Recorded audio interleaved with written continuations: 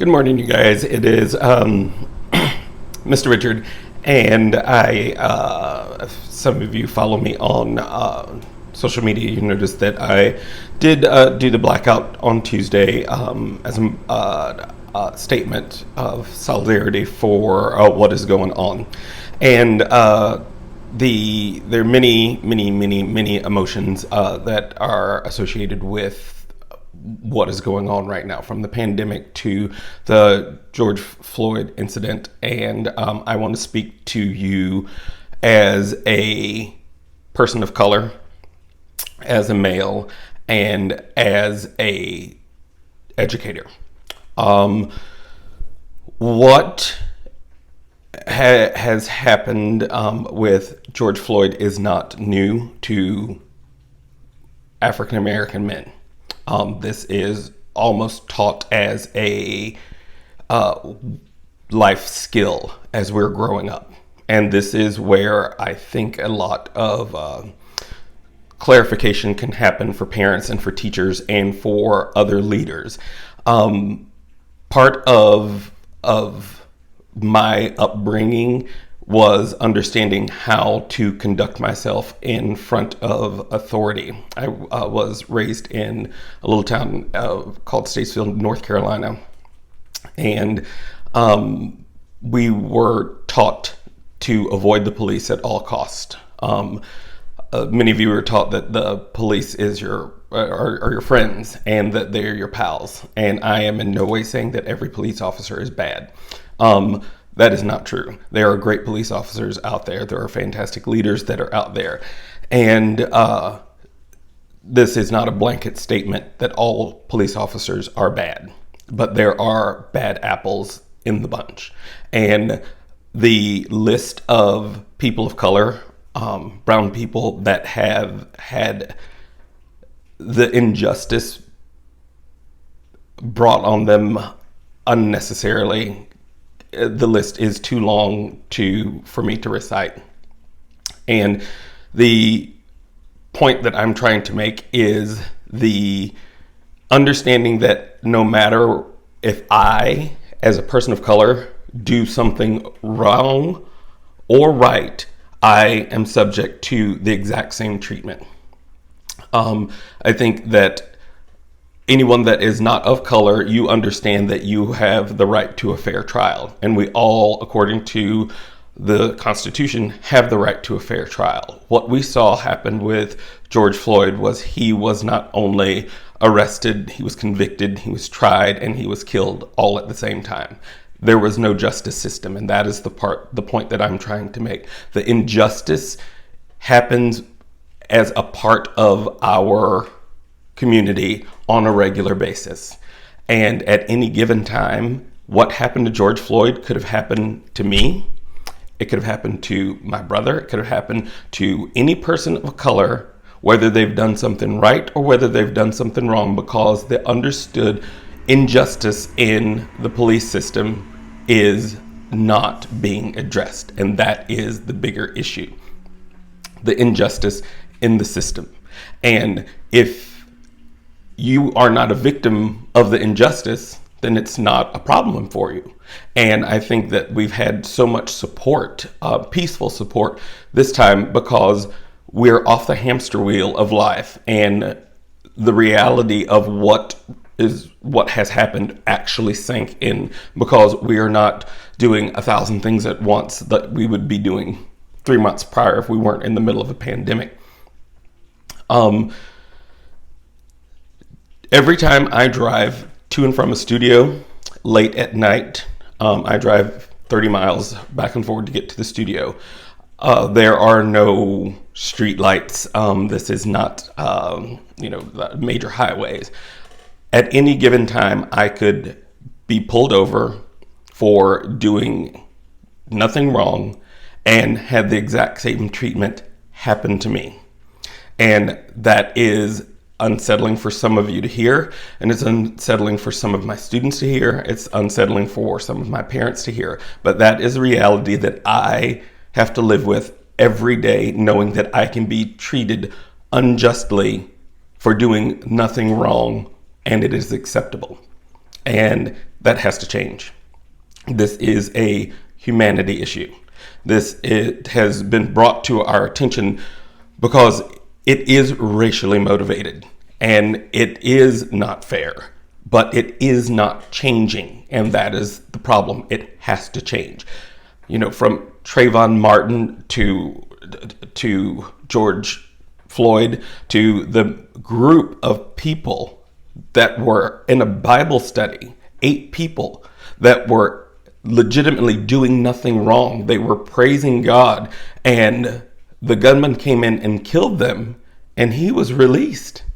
He, in cold blood, shot and killed those people and was released. Where is the justice in that? And that is the imbalance, and that is the reality that we have to change. I keep this is not about a matter of politics. This is a matter of what's right and what's wrong. The same way in the classroom that I will not allow a student to not do their absolute best, which is why a lot of students don't care for my style of teaching. There's a lot of teachers that don't care for my style of teaching because they want to come in and they want to do their class, and that's okay. Then that's for someone else. But in my class, I am your teacher, and I am there to bring out the best in you. And if I can see more than you are giving me, I'm going to push you. And if you don't like to be pushed, then you're not going to like my class. So the racial injustice, or the injustice in the police system, the racism that exists in the country, and how does that play into dance? Dance is my platform. I am not a politician. I am not planning to run for public office, and I have no intent to start a campaign to go after A, B, C, and D. I'm speaking as a person that this resonates with on a regular basis, because every night that I drive home, I know that could happen to me. And if anyone that has taken my class or is in any way in communication with me, understand that is a legitimate fear that I do have every time I get behind the wheel, that could happen to me. And that's not right. That is not fair. None of us should have the fear of being tried, prosecuted, and killed without the justice system doing its job. That's not a fear that any of us should have. And women can relate, because for so long women have been victims of sexual harassment, and it has been pushed aside, and it's been pushed aside, and it's been pushed aside, and it's been looked beyond and almost created as acceptable. And that's not right either. It's not acceptable. Okay. If one of my female students came to me and told me in any way some degree of harassment happened to them, I can't say that I would be calm. And as a parent, I don't know that I could ever be calm, because no one has the right to force someone else to do anything against their will when it comes to their safety, when it comes to their body, when it comes to pushing your body in an athletic sense or in a moving sense is different than me forcing myself onto someone without consent. That is a completely different topic and a different kind of force that I'm speaking of. But in the world of dance, understood racism has been accepted for a norm, and no longer.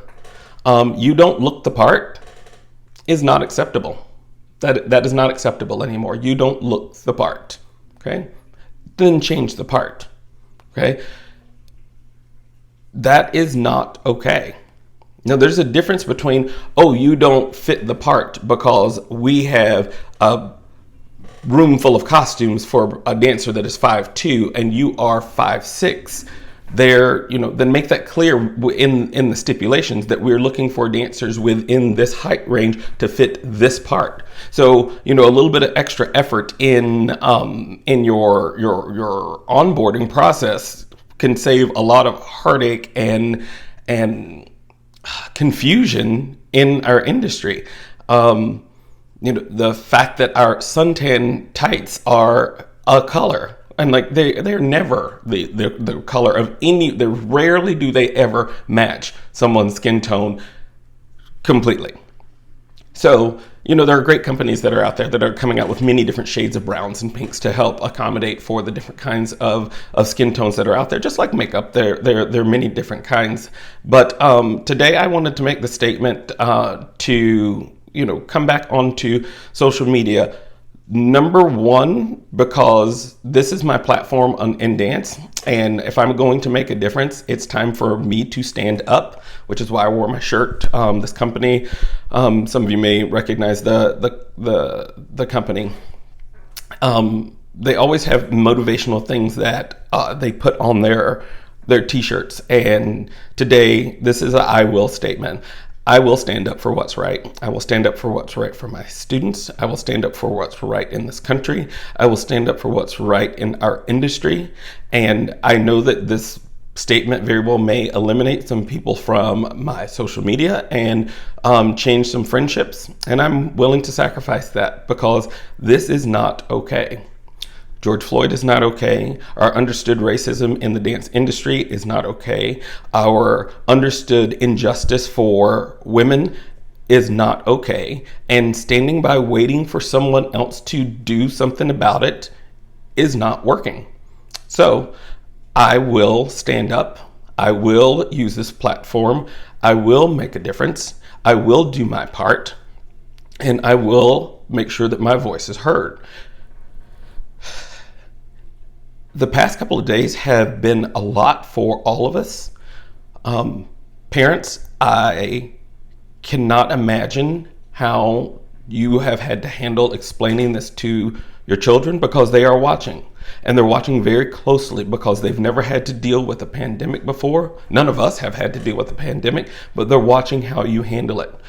What is going on with the reaction of some people with the riots and the looting, which I absolutely do not support. They're watching how you handle it. They're listening to your words. They're listening to how you are addressing the situation, and they're going to reflect that. The best two examples of the past couple of days has been my best friend Katie has two kids that I am fortunate enough to be the godfather of, and the son is 10 years old, and he said, I just don't understand why this is happening. And the more she tried to explain, the more confused he got, because in his mind the solution is simple, and the solution is simple: stop killing innocent people. That's it. Stop killing innocent people. Stop unjustly forcing yourself onto a female without her consent. That is simple. In our industry is like a rainbow of colors, sizes, shapes, and we have to change to accommodate. Okay? This is not a different kind of dance in a different country where it can be geared to a certain body type with a certain frame with certain capacities. That's not what we do in America. In America, if you're going to be successful in dance, you have to understand that there's a whole rainbow of color, shapes, and sizes that will keep your doors open. And if that's not what you want, then that's okay. But you have to cater to your client base that you want and be clear about it. Be very, very clear about it. We have been jaded slightly by social media and followings and likes because we have been giving organizers of groups the position of leadership, and they are not leaders. You don't lead from behind. You lead by example, and great businessmen will tell you that. Any book that you read on successful business will tell you that you lead by example. And then moving forward today, and until I probably take my last breath, I will be a better example. I will be a better leader in the classroom. I will be a better leader in this industry, and I will stand up for what is right. As hard as it is to get through the time that we're in, okay, we have to. And we have to see the opportunity that exists. We have to use it for what it is. We have to make the best of the situation, and we have to prepare for the road ahead. And it's going to be tough for everyone. It's going to be tough for this country, but we can do it. But we cannot stand by in idleness and hope that it gets better. Okay. When in doubt, ask. And if you don't get the answer that you like, change it. Okay. The answers to the problems are simple. Okay. The execution of them is the difficult part. So as we go back onto social media, and I'm not using it as there's nothing about this that's political. It's about humanity.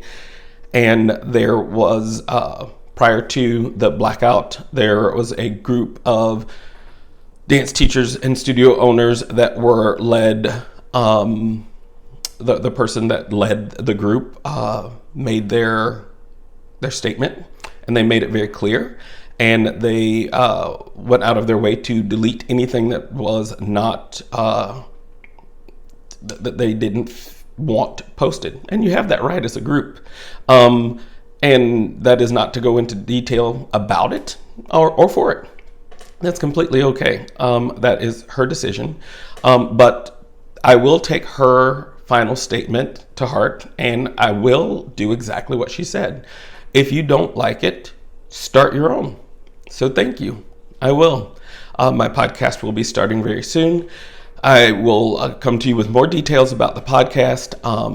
I would like the podcast to not only partner with our studio owners, but partner with other people within the industry, because this is the only way that our borders and walls are going to come down. The separation between dance studio, dance, high school dance team, collegiate dance, concert dance, industrial dance, commercial dance. There's so many lines and divisions, and so much that is out there. And through this pandemic, as an example, there has not been a leader or leadership that has come about from the people that you may have falsely given your loyalty to. There are people that have impact in the dance industry that have not stepped up to the plate to provide reliable resources, best practices, or even helpful hints. And for example, the people in Hollywood that host the dance shows that you love, how many of them have provided the resources that we need to help survive what we are going through on a practical level as a dance studio owner that feed their programs? How many of the organizations of dance are stepping forward and putting out the information that dance studios need so that they can keep their doors open? How many of those organizations are actively moving forward with plans for us to be able to open the doors as dance studios?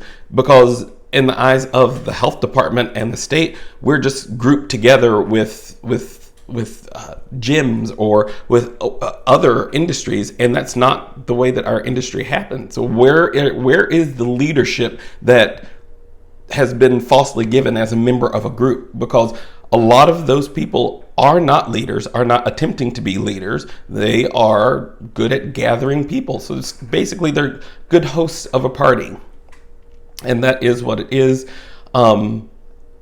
There are many people that are not of color that want resources, that want to know how to address the issue for their client base, and how to be an advocate and an ally for families that may be suffering from the outrage that is so present. And there have been very few leaders that have stepped to the plate to do that.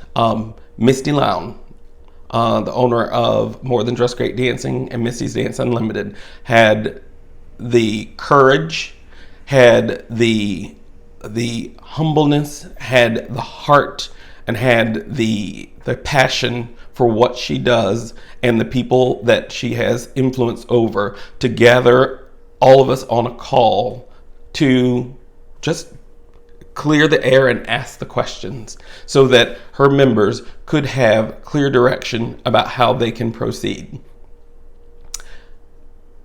We appreciate you, Misty. I love you for it. I've known you for 18 years, and I cannot thank you enough for being the leader that you are. And it has not only inspired me to step up to the position of leadership that you have been so delicately indicating that I need to, and I am accepting the challenge. This has to change. It has to change within our industry. It has to change within our country. We are better than this as a society. We're better than this as a nation, and we will make a change together, understanding that the justice for humanity is what the real topic is. Whether it's brought to our attention because of race as of right now or because of gender, this has to change. We must have justice. We can only proceed with justice or there will be continued disorder. And I will not stand by and allow the disorder and the chaos to be how I live the rest of my life.